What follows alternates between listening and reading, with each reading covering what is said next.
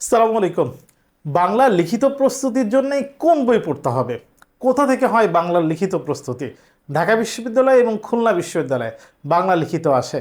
ঢাকা বিশ্ববিদ্যালয়ে বাংলা লিখিত তো এখন শিক্ষার্থীদের জন্য গলার কাটা। মূলত লিখিতর কারণেই অনেক শিক্ষার্থী চান্স পাচ্ছে না। লিখিতর কারণেই অনেক শিক্ষার্থী তাদের প্রত্যাশিত যে সাবজেক্ট পাচ্ছে না। তো লিখিতর জন্য কি পড়তে হবে, কিভাবে পড়তে হবে, কোথা থেকে পড়তে হবে, আজকের ক্লাসে আমরা দেখব। বাংলার লিখিত প্রস্তুতি কিভাবে শুরু করব। আমরা প্রথমে দেখে নেব যে কোন কোন বিশ্ববিদ্যালয়ের কোন কোন ইউনিটে আসলে লিখিত থেকে প্রশ্ন হয়। আমরা দেখতে পাচ্ছি যে লিখিত প্রশ্ন হয় মূলত দুইটা বিশ্ববিদ্যালয়, ঢাকা বিশ্ববিদ্যালয় এবং খুলনা বিশ্ববিদ্যালয়। ঢাকা বিশ্ববিদ্যালয়ের এ ইউনিটে লিখিত 10 নম্বর, বি ইউনিটে লিখিত থাকে 20 নম্বর, যেটাই মূলত শিক্ষার্থীদের জন্য প্রধান বাধার বিষয়। সি ইউনিটের জন্য লিখিত থাকে 8 নম্বর এবং এটা ফিক্সড সহজ থাকে। এ ইউনিট এবং সি ইউনিটের লিখিত সহজ হলেও বি ইউনিটের লিখিত কিন্তু বেশ কঠিন। অনেকেই জানে, যেটা যারা পরীক্ষা দিয়েছে তারা এটা ভালো করে বলতে পারবে। খুলনা বিশ্ববিদ্যালয়ের সি ইউনিট, যেটা মানবিকের জন্যে, সেখানে লিখিত 10 নম্বর থাকে, এটাও সহজ থাকে, কঠিন থাকে না।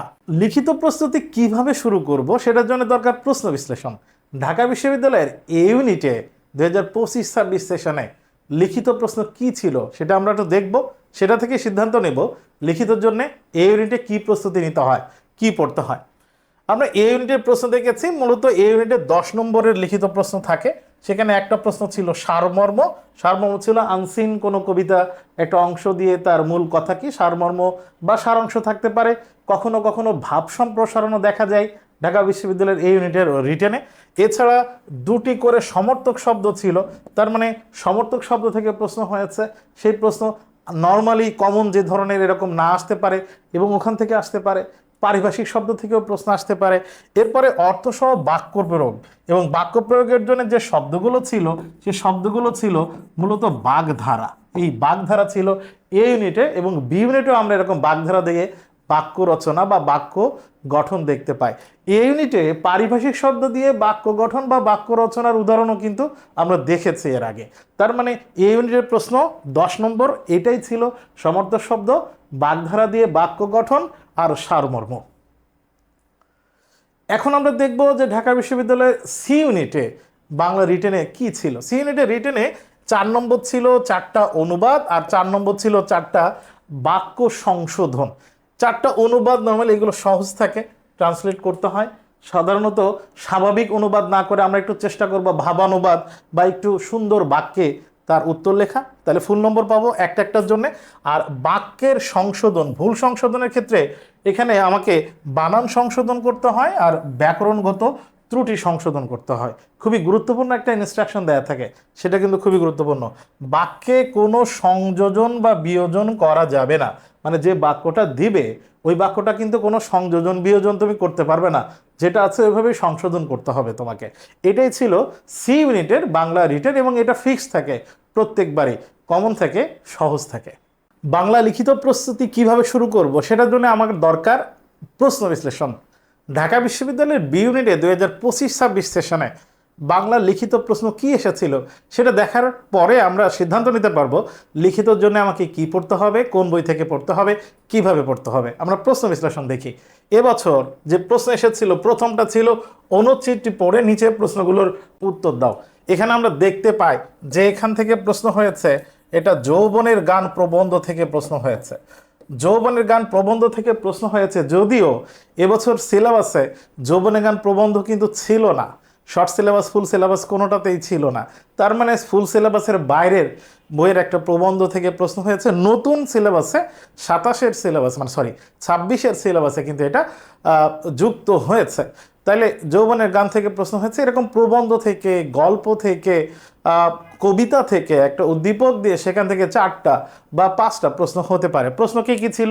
কল্যাণের ধারণার সঙ্গে আনন্দ কিভাবে সমন্বিত হতে পারে, অনুধাবনমূলক প্রশ্ন। তাহার হাসিতে গান তাহার কান্নায় গান বুঝিয়ে লেখো। আমরা এখানে দেখছি যে অনুধাবনমূলক প্রশ্ন থাকতে পারে। এবং ওই অংশটা থেকে রুধির শব্দের 2টি প্রতিশব্দ লেখো। তার মানে ওই প্যারা থেকে সমর্থক শব্দ বা প্রতিশব্দের আগের বারও ছিল, এর আগের বার অর্ধাঙ্গী থেকে প্রবন্ধ, অর্ধাঙ্গী প্রবন্ধ থেকে প্রশ্ন ছিল এবং সেখান থেকে এরকম সমর্থক শব্দ ছিল। এখান থেকে শব্দার্থ লেখো, 2টা শব্দ লিখেছে। পদ নির্ণয় করো অকিফ এবং অগোচরে। তার মানে যে উদ্দীপকটি থাকবে ওই উদ্দীপকটি থেকে বাংলা প্রথম পত্রে যে অনুধাবন বা কিভাবে বোঝো এই প্রশ্ন থাকে, সাথে ব্যাকরণও থাকে, যে ব্যাকরণগুলো আমরা এমসিকিউ এর প্রিপারেশনের জন্য নিয়ে থাকি। যেরকম 4টা প্রশ্ন ছিল, এরপরে একটা প্যারা ছিল সারাংশ লেখো। সারাংশ যেটা ছিল সেটা জীবন ও বৃক্ষ প্রবন্ধ থেকে ছিল, এটাও শর্ট সিলেবাসের মধ্যে অন্তর্ভুক্ত ছিল না। তাহলে সারাংশ প্রশ্ন হয়েছে। এরকম সারাংশ বা সারমর্ম থেকে আসে অনেক সময়। এইচএসসি আমাদের যে বোর্ড আমরা যে পড়ি, ব্যাকরণ গ্রন্থ যে সহায়ক গ্রন্থ পড়ি, সেখান থেকে, অথবা নবম দশম শ্রেণীর যে বোর্ড বইয়ে সারাংশ সারমর্ম আছে কিছু, সেখান থেকে এরকম প্রশ্ন থাকতে পারে। আমরা আমাদের কোর্সের সাথে যে ম্যাটেরিয়ালস দেই বাংলা ডাইজেস্ট, সেখানে এরকম অনেক সারাংশ সারমর্ম প্র্যাকটিসের জন্য দিয়ে থাকি। শব্দ ও ভাষারীতি শুদ্ধ করো, তার মানে আমরা ধরে নিতে পারি এটা শুদ্ধিকরণ। শুদ্ধিকরণ থেকে প্রশ্ন হয়েছে। কোনো ইউনিটে শুদ্ধিকরণ বাক্য আসতে পারে, কোনো ইউনিটে শুদ্ধিকরণ এরকম প্যাসেজ আসতে পারে। তাহলে শুদ্ধিকরণ থেকে প্রশ্ন হয়, যেটা আমরা এমসিকিউ এর জন্য পড়ি, ইন্টারমিডিয়েটে যা পড়েছে শুদ্ধিকরণ, সেখান থেকে প্রশ্ন হতে পারে। অথবা এমন হতে পারে কোনো গল্প বা প্রবন্ধের পাঠ পরিচিতির অংশ একটা প্যাসেজ, সেখান থেকে শুদ্ধিকরণ। এরকম হয়েছে, কিন্তু এরকম হতে পারে। এছাড়া অর্থসহ বাক্য রচনা ছিল। এখানেও যে বাক্যগুলো ছিল, শব্দগুলো ছিল, সে শব্দগুলো মূলত বাগধারা। তার মানে বাগধারা থেকে বাক্য রচনা, এটা কিন্তু অন্য ইউনিটে এবং বি ইউনিটে এসেছে। তার মানে এরকম বাগধারা থেকে বাক্য রচনা। একবার দেখা গেছে এই ইউনিটে পারিভাষিক শব্দ দিয়ে তার বাক্য রচনা এসেছে। তাহলে এরকম পারিভাষিক শব্দ, বাগধারা দিয়ে বাক্য রচনা আসতে পারে ঢাকা বিশ্ববিদ্যালয়ের মানবিক বা অন্য ইউনিটে। আমরা এক নজরে 2025-26 সেশনে ঢাকা বিশ্ববিদ্যালয়ে কোন কোন টপিক থেকে প্রশ্ন এসেছে দেখছি। আমরা দেখলাম উদ্দীপক এবং প্রশ্নোত্তর, এখানে 5টা প্রশ্ন ছিল, ব্যাকরণও ছিল এর ভিতরে কিন্তু ব্যাকরণও ছিল, সারাংশ ছিল একটা, শুদ্ধিকরণ আমরা দেখছি এখানে, অনুচ্ছেদ ছিল, প্যাসেজ ছিল। এছাড়া বাক্য রচনা আমরা দেখলাম যে বাগধারা থেকে বাক্য রচনা ছিল 2025-26 সেশনে ঢাকা বিশ্ববিদ্যালয়ের রিটেনে বাংলা লিখিততে। আমরা এক নজরে 3 বছরে ঢাকা বিশ্ববিদ্যালয়ের লিখিত প্রশ্ন কি ছিল দেখে নিই। আমরা 25-26 সেশনে আমরা দেখলাম উদ্দীপক, প্রশ্নোত্তর, সারাংশ, শুদ্ধিকরণ, অনুচ্ছেদ এবং বাক্য রচনা ছিল বাগধারা থেকে। এটা 2025-26 সেশন। 2024-25 সেশনে ছিল উদ্দীপক এবং প্রশ্নোত্তর, এখানেও প্রবন্ধ থেকে ছিল, অর্ধাঙ্গী প্রবন্ধ থেকে, সারমর্ম ছিল, আর একটা ছিল অনুবাদ। এটা ছিল 2024-25। 23-24-এ উদ্দীপক এবং প্রশ্নোত্তর ছিল, সারমর্ম ছিল, আর ভাব সম্প্রসারণ ছিল। এইটাই ছিল গত 3 বছরে ঢাকা বিশ্ববিদ্যালয়ের মানবিকের লিখিতের প্রশ্নের প্যাটার্ন বা ধরন, কোন কোন টপিক থেকে প্রশ্ন হয়েছে। বাংলা লিখিত প্রস্তুতি শুরু করব কিভাবে, এটার জন্য আমার দরকার প্রশ্ন বিশ্লেষণ করে ঠিক কোন কোন টপিক থেকে প্রশ্ন আসবে, এবং তারপর আমি সিদ্ধান্ত নিতে পারবো যে আমাকে আসলে কোন কোন জায়গায় কোন কোন বই পড়তে হবে বাংলা লিখিত প্রস্তুতির জন্য ঢাকা বিশ্ববিদ্যালয় এবং খুলনা বিশ্ববিদ্যালয়। তো ঢাকা বিশ্ববিদ্যালয়ে সেই বাংলা লিখিত প্রস্তুতিতে আমরা একটু দেখে নিই মূলত প্রশ্ন এই টপিকগুলো থেকে হয়। একটা উদ্দীপক থাকতে পারে, সেটা গদ্য বা পদ্য থেকে থাকে। এই পর্যন্ত নাটক উপন্যাস থেকে আমরা উদ্দীপক আসতে দেখি নাই। তার মানে গদ্য বা পদ্য থেকে একটা উদ্দীপক, সেখান থেকে প্রশ্ন হয়।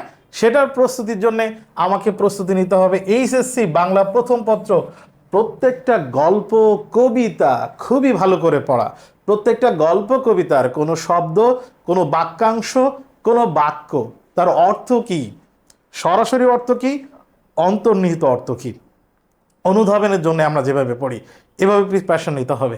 এছাড়া সারাংশ বা সারমর্ম থাকতে পারে। সারাংশ বা সারমর্মের জন্য আমরা নবম দশম শ্রেণীর যে ব্যাকরণ বইয়ে সারাংশ সারমর্ম আছে সেগুলো পড়বো। আমরা এইচএসসি যে বই পড়েছিলাম, আমরা এইচএসসি বা আলিমে, সেই বাংলা দ্বিতীয় পত্র বইয়ের সারাংশ সারমর্মগুলো দেখব।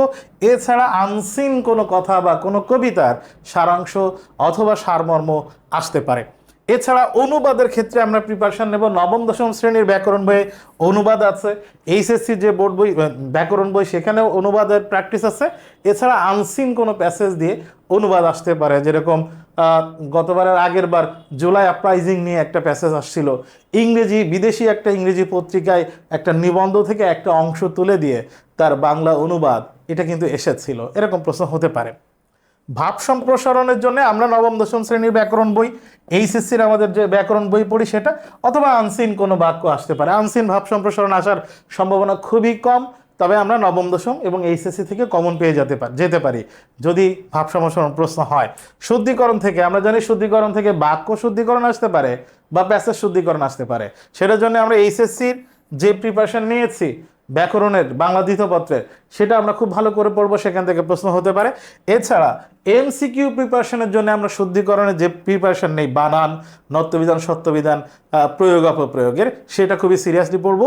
রিটেনও আমাদের কাজে লেগে যেতে পারে, এবং এর সাথে সাথে এমসিকিউ আমরা যে সমর্থক শব্দ পড়ি সেটা কাজে লেগে যেতে পারে, পারিভাষিক শব্দ যেটা পড়ি সেটা কাজে লেগে যেতে পারে, বাগধারা যেগুলো পড়ি সেগুলো কাজে লেগে যেতে পারে।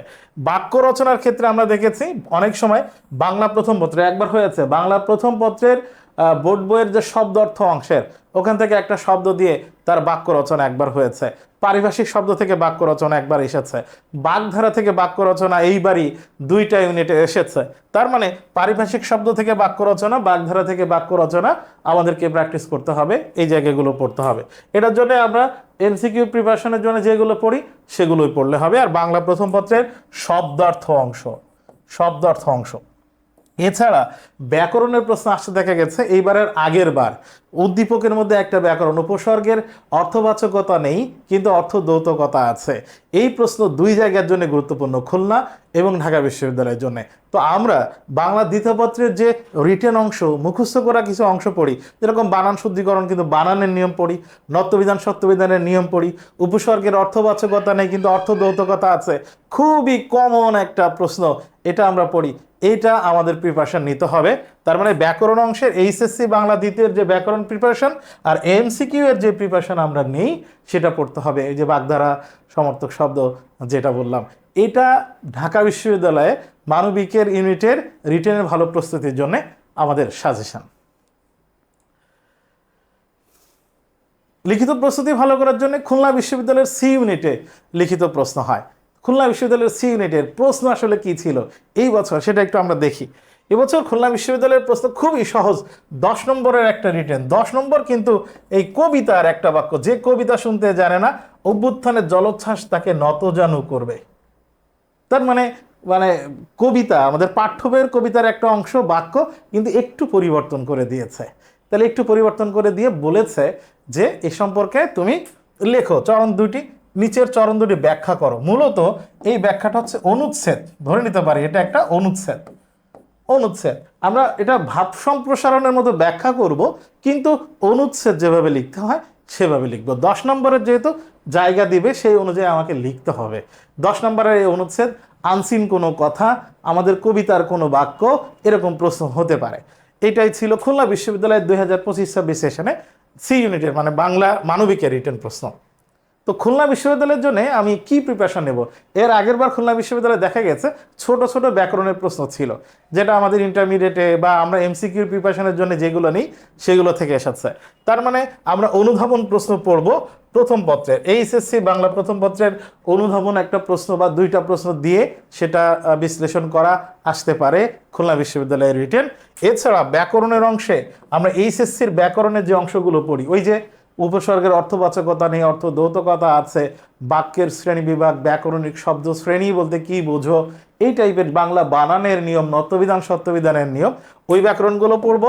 আর এমসিকিউ এর জন্য যে টপিকগুলো আমরা পড়ি, যে প্রিপারেশনগুলো নিই, ওইটা সিরিয়াসলি পড়লে ওখান থেকেও প্রশ্ন হতে পারে খুলনা বিশ্ববিদ্যালয়ে বাংলা প্রশ্ন। এই ছিল বাংলা লিখিত প্রস্তুতি, কি করতে হবে, কি পড়তে হবে, কিভাবে পড়তে হবে সেই বিষয়ে আমাদের দিক নির্দেশনা। এরকম গাইডলাইন এবং দিক নির্দেশনা নিয়ে সামনে আবার তোমাদের সাথে দেখা হবে। ততক্ষণ ভালো থেকো, সুস্থ থেকো, আসসালামু আলাইকুম।